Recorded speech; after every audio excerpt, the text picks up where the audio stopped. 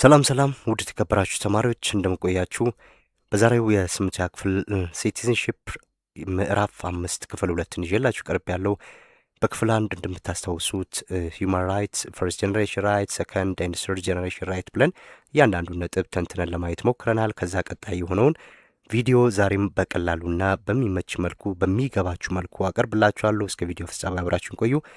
እንለፍ። ኦኬ ራይት ቱ ኢኳሊቲ ይሰኛል ቶፒካችን የዛሬው ቪዲዮ። ሶ ራይት ቱ ኢኳሊቲ ምን ማለት ነው? በሕገ መንግስታችን ላይ እንዴት ተገልጿል? እያንዳንዱ ትርጉም ምን ይመስላሉ? የሚሉትን አጠር ባለመልኩ አቀርብላችኋለሁ። ሶ ዘ ሚኒንግ ኦፍ ዘ ራይት ቱ ኢኳሊቲ ትርጉሙ የእኩልነት መብት ምን ማለት ነው ስንል ዘ ራይት ቱ ኢኳሊቲ ሚንስ ኤቭሪዋን ኢዝ ትሪትድ ፌርሊ ኤንድ ኢኳሊ። የዚህ የእኩልነት መብት መሰረታዊ ቃሏ እነዚህ ሁለቱ ናቸው ማለት ነው። ስለዚህ የእኩልነት መብት ማለት ሁሉም ሰው በፍትሃዊነት እና በእኩልነት መታየት አለበት ማለት ነው። በቃ ምን ማለት ነው? ሁሉም ሰው በፍትሃዊነት ፌርሊ፣ አያችሁ፣ ፍትሃዊ በሆነ መልኩ እንዲሁም በእኩል የመታየት መብት አለው ማለት ነው። የእኩልነት መብት ማለት ትርጉሙ ይህንን ይዛል። ኦል ፒፕል ሹድ ሃቭ ኢኳል ኦፖርቹኒቲስ ኢን ላይፍ። እንግዲህ ሁሉም ሰው ወይም ሁሉም ዜጋ ምን አለው? እኩል መብት አለው ማለት ነው። ስለዚህ ሁሉም ሰዎች በህይወት እኩል እድል ሊኖራቸው ይገባል። ሁለተኛው ትርጉም ኦል ፒፕል ሹድ ሃቭ ኢኳል ኦፖርቹኒቲስ ኢን ላይፍ። እንግዲህ በህይወት ሲኖር ማንኛውም ሰው እኩል እድል ሊሰጠው ይገባል ማለት ነው። ስለዚህ እኩል እድል ተሰጥቶት ከዛ በኋላ በዛ እድሉ መጠቀም መብትን የሚያካትት ነው። ኢኳሊቲ ራይት ቱ ኢኳሊቲ በምንልበት ሳለ ሶ ኖ ዋን ሹድ ጌት ስፔሻል አድቫንቴጅ ዛት ሃርም አዘርስ። እንግዲህ ለአንዱ ልዩ ጥቅም በመስጠት ሌላውን የሚጎዳ አድሎ በፍጹም መኖር አይገባም። ለሌላው አድቫንቴጅ ሰጥተን ያ ሰው ሌላውን ሊጎዳ የሚችልበትን እድል መሰጠት የለበትም ነው እያለን ያለው። ኤቭሪዋን ዲዘርቭ ሪስፔክት ኤንድ ዲግኒቲ። እንግዲህ ማንኛውም ሰው በመሆኑ እያንዳንዱ ሰው ክብርና ሞገስ ይገባዋል ማለት ነው። እያንዳንዱ ሰው መከበር ይፈልጋል። በእርግጥ እንዲከበር ሌላው ማክበር ይጠበቅበታል ማለት ነው። ሰው ሰብአዊ ክብርና ሞገስ ይፈልጋል። ስለዚህ እነዚህ ሁሉ ነገሮች ለእያንዳንዱ ሰው በእኩልነት ሊሰጡ ይገባል ማለት ነው። ይሄ እኩልነት የሚለውን ጽንሰ ሀሳብ ሲገልጽልን በዚህ ማጠቃለል እንችላለን ማለት ነው። ኦኬ ሁለተኛው ኢኳሊቲ ቢፎር ዘ ሎው። እዚህ ጋር የምናየው ሁለተኛው ነጥብ በህግ ፊት እኩል መሆን ማለት ምን ማለት ነው? በህግ ፊት እኩል ናችሁ ይለናል አይደል ህገ መንግስታችን። ስለዚህ በህግ ፊት እኩል ናችሁ ሲባል ምን ማለት ነው? ሶ ኦል ፒፕል አር ኢኳል ቢፎር ዘ ሎው፣ ማንም ሰው በህግ ፊት እኩል ነው እያለን ያለው። ሶ ኤቭሪዋን ሃዝ ራይት ቱ ኢኳል ፕሮቴክሽን ባይ ሎው። እንግዲህ ህግ ለሁሉም ነው የሚሰራው። በአንድ ሀገር ውስጥ ያለው ህግ ከሀገሪቷ መሪ እስከ እታችኛው ማህበረሰብ ጀምሮ በእኩል ነው ህግ ለሁሉም ሰው የቆመው ማለት ነው። ስለዚህ ይህ ህግ ለሁላችንም እኩል ከለላ ወይም ፕሮቴክሽን ሊሰጠን ይገባል ማለት ነው። ስለዚህ ሁሉም ሰው በህግ እኩል ጥበቃ የማግኘት መብት አለው ማለት ነው። ሶ ኖ ዲስክሪሚኔሽን ኢዝ አላውድ ባይ ዘ ገቨርንመንት ኦር ኢንስቲትዩሽን። እንግዲህ በመንግስትም ሆነ በሌሎች ተቋማት አድሎ ማድረግ በጥብቅ የተከለከለ ነው በዜጎች ላይ ማለት ነው። ማንኛውም ዜጋ በመንግስትም ሆነ በተቋማት አድሎ ሊደረግበት አይገባም ማለት ነው። ስለዚህ ይሄ በህግ ፊት እኩል መሆን የሚለው ጽንሰ ሀሳብ ይሄንን ነው። ሁላችንም በህግ እኩል ከለላና ጥበቃ ይገባናል ማለት ነው። ኦኬ ሌላኛው ነጥብ ዋት ኢኳሊቲ ሚን። እንግዲህ የእኩልነት መብትን ያየ ነው አይደለ? ግን እኩልነት ራሱ ማለት ምን ማለት ነው? ቃሉ እንግዲህ በፈላስፎቹ እዚህ ላይ የተለያየ ነገሮችን አንስተዋል። እኛ ግን ከህግ አኳያ እኩልነት ሲባል ምን ማለት ነው የሚለውን ነው የምናየው። የስ ሶ ዋት ሚንስ ኢኳሊቲ፣ እኩልነት ማለት ምን ማለት ነው? ኦኬ ሶ ኤቭሪዋን ሃዝ ኢኳል ቻንስ ቱ ዴቨሎፕ ዜር ታለንትስ ኤንድ አቢሊቲ። እንግዲህ ማንኛውም ሰው ምን አለው? እኩል እድል አለው ተስጦውንና ብቃቱን ሊያዳብር የሚችልበት ማለት ነው። ስለዚህ ማንኛውም ሰው እኩል እድል ከተሰጠው ያለውን ችሎታና ያለውን ብቃት ማዳበር ይችላል ማለት ነው። ስለዚህ እኩልነት ስንል ለሁሉም ሰው እኩል እድል መስጠት፣ ያለውን ችሎታና ያለውን ብቃት መጠቀም የሚያስችል እኩል እድል ለሁሉም ሰው መስጠት ማለት ነው። ይሄ እኩልነት የሚለው በዚህ መገለጽ ይቻላል። ሶ ኖ ዋን ሹድ ቢ ትሪትድ አንፌርሊ ቢኮዝ ኦፍ። እዚህ ጋር ደግሞ ምንድን ነው የሚለን? ማንም ሰው በሚከተሉት ምክንያቶች በማንም ላይ ኢፍትሐዊ አድሎ ሊደረግ አይገባም። በምን ምክንያት? በትውልዱ ምክንያት፣ በባክግራውንዱ ምክንያት፣ በአስተሳሰብ ወይም በእምነቱ ምክንያት ወይም በአካል ጉዳተኝነቱ ምክንያት በእነዚህ ምክንያቶች ማንም ሰው ላይ አድሎ ሊደረግ አይገባም እያለን ነው። የስ በትውልድም በቤተሰብ ዳራችን ድሃ ነው ሀብታም ነው፣ ባክግራውንድ ምን ይመስላል፣ የተማረ ነው ያልተማረ ነው በሚሉት መስፈርቶች ለሰዎች አድሎ ማድረግ አይገባም። በእነዚህ ላይ ተመስርተን አንፌርሊ ሰዎችን ትሪት ማድረግ አይገባንም ማለት ነው። ስለዚህ ሁሉም ሰው ችሎታውንና ተሰጥኦን ለማሳደግ እኩል እድልና መብት አለው ማለት ነው። ይሄ እኩልነት የሚለውን ጽንሰ ሀሳብ እዚህ ጋር በአጭሩ በዚህ መልኩ ማየት ይችላላችሁ። እንግዲህ እዚህ ጋር እዛ መጽሐፋችሁ ላይ ያለው በልክ የሆነውን ኖት ነው። ሜን ፖይንቶቹ እነዚህ ናቸው፣ ፈተና ላይ ጥያቄ ላይ ሊወጡ የሚችሉ። ስለዚህ እነዚህን በቀላሉ እያነበባችሁ ለፈተና እንድትዘጋጁ ስለሚያደርጋችሁ ነው። ግራውንድስ ኦፍ ኢኳሊቲ፣ የእኩልነት መሰረቶች ምንድን ናቸው? የእኩልነት መሰረቶች ምንድን ናቸው ስንል ኢኳሊቲ መስት ቢ ኢንሹርድ ሪጋርድለስ ኦፍ አለን። አሁን ምን እያለን ነው? የእኩልነት መብት ያለምንም ልዩነት መከበር አለበት። ያለምንም ልዩነት ምን ላይ ተመስርተን ልዩነት ማድረግ የለብንም። ጀንደር፣ የስ ጾታ ላይ፣ ሬስ፣ ስኪን ከለር፣ ላንጉዌጅ፣ ሪሊጅን፣ ናሽናሊቲ፣ ሶሻል ስታትስ፣ ፖለቲካል ኦፒኒየን፣ ኤጅ፣ ዲስአቢሊቲ፣ ሴክሹዋል ኦሪንቴሽን፣ ኤትኒክ ኦር ሶሻል ኦሪጂን እነዚህ ላይ ተመስርተን ሰዎች ላይ አድሎ ማድረግ አይጠበቅብንም ማለት ነው። ስለዚህ እነዚህ እያንዳንዳቸው ነገሮች በጾታ፣ በዘር፣ በቆዳ በቀለም፣ በቋንቋ፣ በሃይማኖት፣ በዜግነት፣ በኢኮኖሚ ደረጃ፣ በፖለቲካ አመለካከት፣ በዕድሜ፣ በአካል ጉዳት ወይም በማህበራዊ አመጣጣችን የተነሳ ሰዎች ላይ አድሎ ማድረግ የለብንም። የስ ይሄ እየነገረን ያለው መሰረታዊነት የእኩልነት መብት ያለምንም ልዩነት መከበር አለበት ማለት ነው። ሰዎችን በጾታ የተነሳ ልዩነት ማድረግ የለብንም። በብሔር የተነሳ፣ በቀለም ከለራቸው፣ በቋንቋቸው፣ በሃይማኖታቸው የተነሳ አይደለም ትሪት ማድረግ ያለብን። ከነዚህ ውጪ ሰው በመሆኑ ብቻ ትሪት መደረግ መቻል አለበት የሚለውን ያስገነዝበናል ማለት ነው። ዋተር ግራውንድስ ኦፍ ኢኳሊቲ ተብላችሁ ስትጠይቁ እነዚህን መጥቀስ ችላላችሁ። የእኩልነት መሰረቶች ምንድን ናቸው ስንባል እነዚህ ነው። ይሄ ህገ መንግስቱ ላይም የተጠቀሰ ነው፣ አሳያችኋለሁ። ኦኬ ራይት ቱ ኢኳሊቲ ኢን ኢትዮጵያ። እንግዲህ ይሄን የአጠቃላይ የእኩልነት ጽንሰ ሀሳብን አየን። አሁን በኢትዮጵያ የእኩልነት መብት ምን ይመስላል የሚለውን ነው የምናየው። ከዚህ በኋላ ያሉትን ፈተና ላይ ሞር ትኩረት ሊደረግባቸው ይችላል። ምክንያቱም አንቀጾች ይዟል። እያንዳንዱ አንቀጽ ደግሞ ፈተና ላይ ሊጠየቅ የሚችል ነው። ስለዚህ በደንብ እዚህ ያሉትን በደንብ ለማየት ሞክሩ። ኦኬ እንግዲህ በህገ መንግስታችን ላይ ስለ እኩልነት የሚያወራው ስንተኛው አንቀጽ ነው? አንቀጽ 25 ነው ማለት ነው። አንቀጽ 25 በህገ መንግስታችን ላይ ስለ እኩልነት የሚያወራ መብት ነው። ስለዚህ እቺ አንዷ ጥያቄ ልትሆን ትችላለች ዘንድሮ። ራይት ቱ ኢኳሊቲ ኢን ኢትዮጵያ። አርቲክል 25 ኦፍ ዘ ኢፌድሪ ኮንስቲትዩሽን ጋራንቲስ ኢኳሊቲ። የኢፌድሪ ወይም የኢትዮጵያ ፌዴራል ዴሞክራሲያዊ ሪፐብሊክ ህገ መንግስት አንቀጽ 25 ስለ እኩልነት ደንግጓል ማለት ነው። አንቀጽ 25 እንዳትረሱ። አንቀጽ 25 ምንድን ነው የሚለውን ስንመለከት ኦል ፐርሰን አር ኢኳል ቢፎር ዘ ሎው። አያችሁ፣ ማንም ሰው በህግ ፊት እኩል ነው ብሎ ይላል። ይህን የሚለው ማን ነው? አንቀጽ 25 ማለት ነው። ሁለተኛው ዲስክሪሚኔሽን ኢዝ ስትሪክትሊ ፕሮሂቢትድ፣ አድሎ በፍጹም የተከለከለ ነው ይላል። ይሄ እንግዲህ በህገ መንግስቱ ላይ ሰፍሮ የሚገኝ ነው። ህገ መንግስቱ ላይ አንቀጽ 25 ላሳያችሁ። ሉክ አርቲክል 25 ራይት ቱ ኢኳሊቲ ይለናል አይደለ? ይሄ አንቀጽ 25 ነው የህገ መንግስታችን። ስለዚህ ህገ መንግስታችን ስለ እኩልነት የደነገገው አንቀጽ 25 ነው። ምንድን የሚለው? ኦል ፐርሰን አር ኢኳል ቢፎር ዘ ሎው ኤንድ አር ኢንታይትልድ ዊዛውት ኤኒ ዲስክሪሚኔሽን ቱ ቢ ኢኳል ፕሮቴክሽን ኦፍ ዘ ሎው። አያችሁ፣ በህግ ፊት ሁሉም ሰው በህግ ፊት እኩል ነው፣ እኩል የመዳኘት መብት አለ እያለ ነው የሚነግረን። ኢን ዚስ ሪስፔክት ዘ ሎው ሻል ጋራንቲ ቱ ኦል ፐርሰንስ ኢኳል ኤንድ ኢፌክቲቭ ፕሮቴክሽን ዊዛውት ዲስክሪሚኔሽን ኦን ዘ ግራውንድ ኦፍ አለ። አያችሁ፣ ቅድም መጀመሪያ ያሳያችሁ ግራውንድስ ኦፍ ኢኳሊቲ አላልኳችሁም? የእኩልነት መሰረቶች ብዬ አላልኳችሁም? ስለዚህ ሰዎችን እነዚህ ነገሮች ላይ ተመስርተን አድሎ ማድረግ በፍጹም አይገባንም። እነዚህ ቅድም የዘረዘርኩላችሁ ነገሮች ላይ ተመስርተን አድሎ ማድረግ አይገባንም እያለ ነው።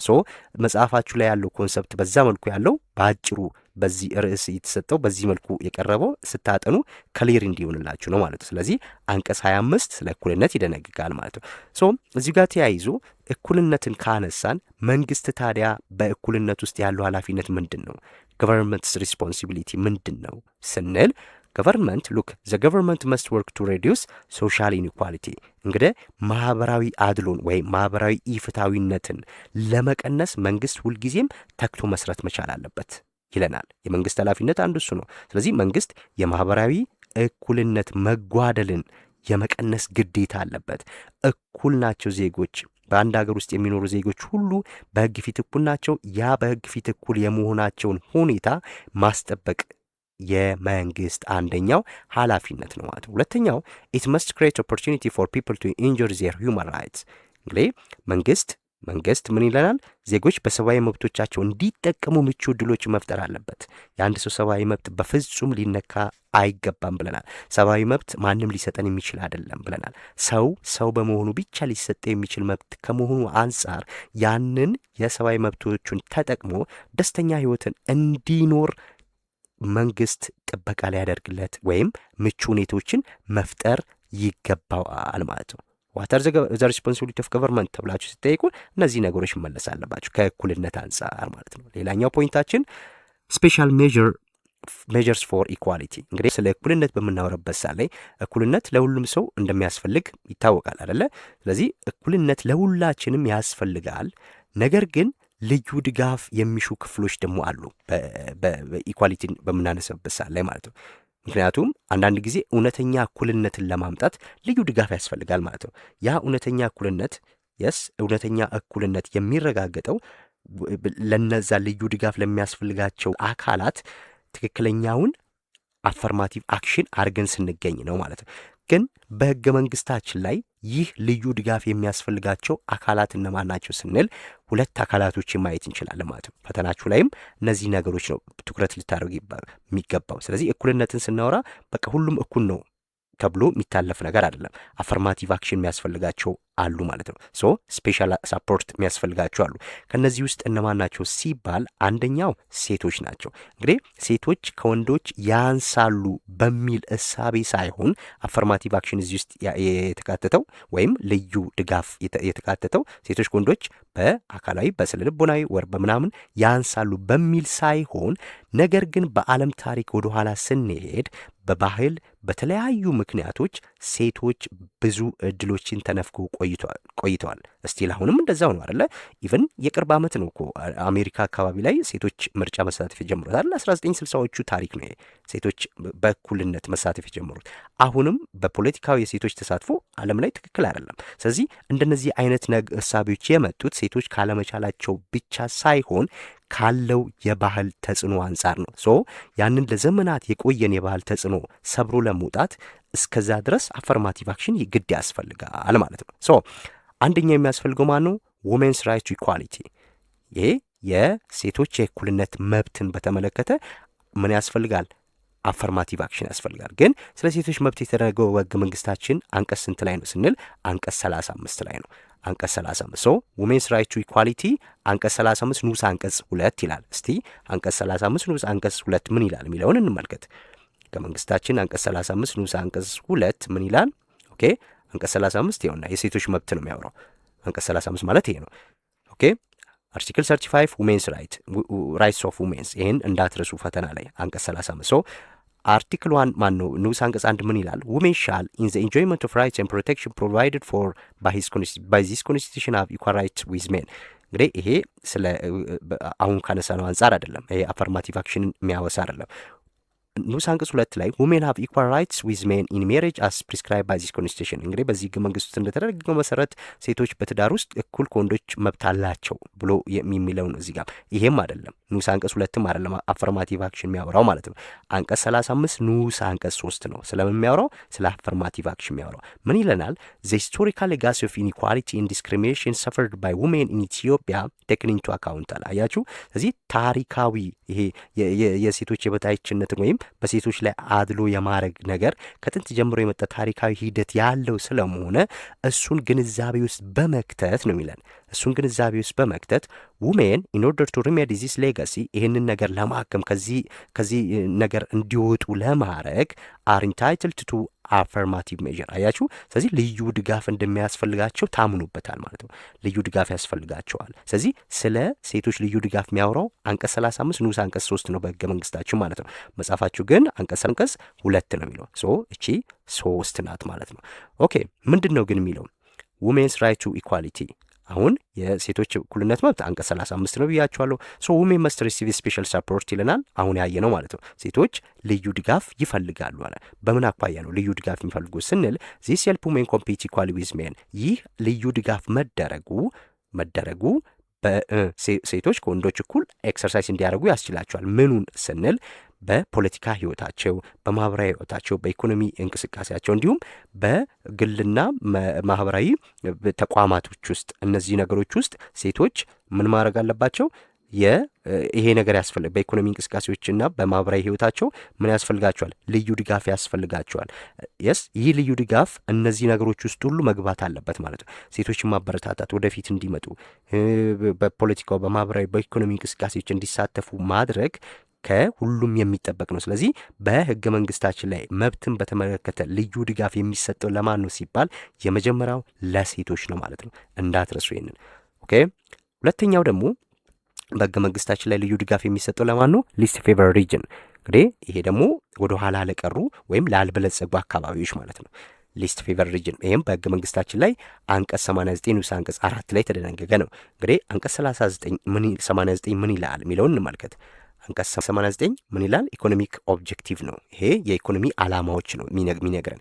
ግን የኢኮኖሚ ዓላማዎችን በሚዘረዝርልን ሰዓት ላይ ንዑስ አንቀጽ 4 ላይ እንሂድ። ሉክ እዚህ ጋር ማለት ንዑስ አንቀጽ 4። ስለዚህ ገቨርንመንት ሻል ፕሮቫይድ ስፔሻል አሲስታንት አለ። አያችሁ፣ መንግስት ልዩ ድጋፍ ያደረግላቸዋል። ለነማ ስንል ናሽናሊቲስ ኤንድ ፒፕል ሊስት አድቫንቴጅድ ኢን ኢኮኖሚ ኤንድ ሶሻል ዴቨሎፕመንት። እንግዲህ በኢኮኖሚና በማህበራዊ እንቅስቃሴያቸው ደከም ባሉ በነማ ብሔር ብሔረሰቦችና ህዝቦች ልዩ ድጋፍ ማድረግ አለበት ብሎ በአንቀጽ 89 ንዑስ አንቀጽ 4 ላይ ይደነግጋል ማለት ነው።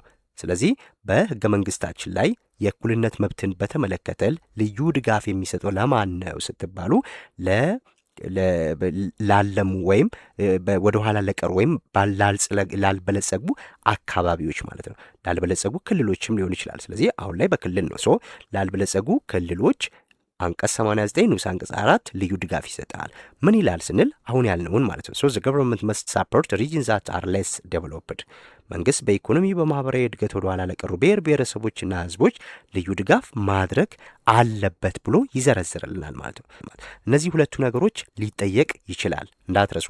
በህገ መንግስታችን ላይ እኩልነት መብትን በተመለከተ ልዩ ድጋፍ የሚደረግባቸው እነማን ናቸው ስንል አንቀጽ 39 ንዑስ አንቀጽ 3 እንዲሁም አንቀጽ 89 ንዑስ አንቀጽ 4። በእርግጥ መጽሐፋችሁ 2 ነው የሚለው። ስለዚህ እናንተ መጽሐፋችሁ ላይ ባለው ነው የምትይዙት። ህገ መንግስቱ ስናየው ግን ምንድን ነው? አንቀጽ 39 ሳይሆን አንቀጽ 35 ንዑስ አንቀጽ 2። ስለዚህ አንቀጽ 35 ንዑስ አንቀጽ 2 ሴቶች በኢኮኖሚ በማህበራዊ በፖለቲካዊ እንቅስቃሴያቸው ወደፊት ከወንዶች እኩል ሆነው እንዲመጡ ድጋፍ መደረግ አለበት የሚለውን ነው የሚያሳየን። 89 ንዑስ አንቀጽ 4 ደግሞ ወደ ኋላ ለቀሩ ክልሎች ወይም ላልበለጸጉ ክልሎች ብሔር ብሔረሰቦችና ህዝቦች መንግስት ልዩ ድጋፍ ማድረግ አለበት ይላል ማለት ነው። ስለዚህ እነዚህ ልዩ ድጋፍ የሚያስፈልጋቸው አንቀጽ የተዘረዘሩት በእነዚህ በሁለቱ ነው ማለት ነው። ሴቶችና ወደ ኋላ ለቀሩ ክልሎች ማለት ነው። ሌላው አንቀጽ ያየነው አንቀጽ 25 ነው። ይሄ የእኩልነት መብትን የሚመለከት ነው። እነዚህን 3 አንቀጾች ያዟቸው። ኦኬ።